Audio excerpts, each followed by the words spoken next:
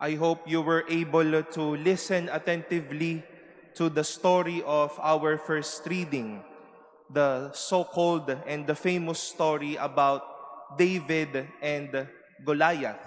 Although the name Goliath was not directly named, but he was called the Philistinian or the Philistine. David was presented to Saul before facing Goliath. But before that, medyo may mga reservations si Saul kay David. Ano po ang mga dahilan? He was able to narrate it na bata pa siya, wala siyang sapat na lakas o marahil sandata para harapin itong higanting ito. At medyo alanganin si David para kalabanin muli ang isang malaking taong ito. But I hope you were able to remember the parting words of Saul and David. Saul said to David, "Go, the Lord will be with you." Alam niyo po, sa palagay ko, hindi lang yung hinandang bato at tungkod ang nagpanalo o nagpalaban kay David. But the assurance of Saul was another and yet the powerful battle gear that he brought. The Lord will be with him. And we all know that the story ended with the victory of David over this giant. But I do believe again, it was not only because of the staff and the stone, it was also because of that assurance that the Lord was with him.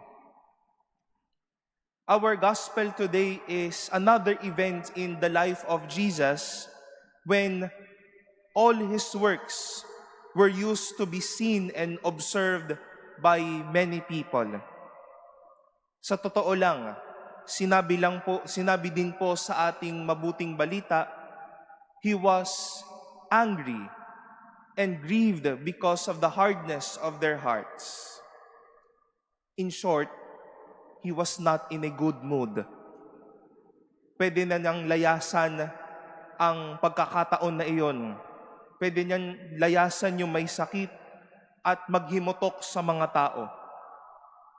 Human as he is, he can be as disappointed as he can be.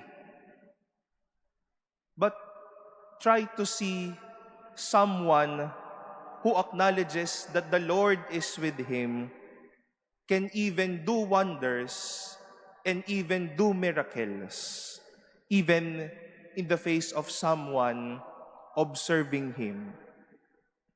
As per our gospel, Jesus healed the man with the withered hand. When we know that the Lord is with us, we cannot but fight and win battles.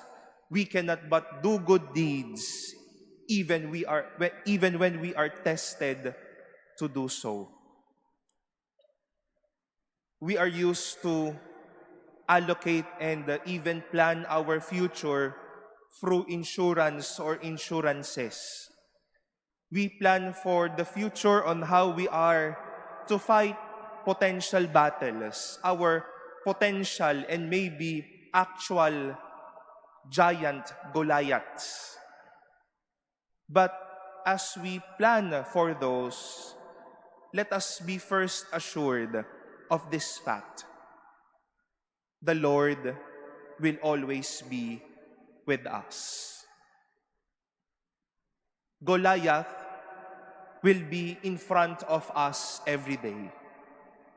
Isang malaking problema, isang malaking tukso, isang malaking laban ang nasa harap po natin palagi. But bring with you the words of Saul. The Lord will always be with you. Those who would try to capture your sense of goodness and even haunt you as you do good to others, Ito yung mga hindi makakita ng kagandahan sa ginagawa natin. Ito yung mga taong mahilig mang-away. Ito yung mga taong mapang-api.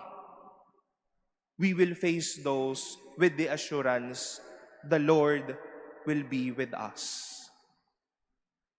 My dear brothers and sisters, we shall face Goliaths and Pharisees side by side, not anymore with arms or stones, but with the assurance, but with this truth, the Lord will always be with us.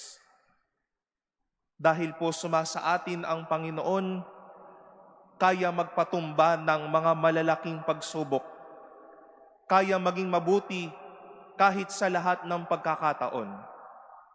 At dahil sumasa atin ang Panginoon, una pa lang, tapos na ang laban.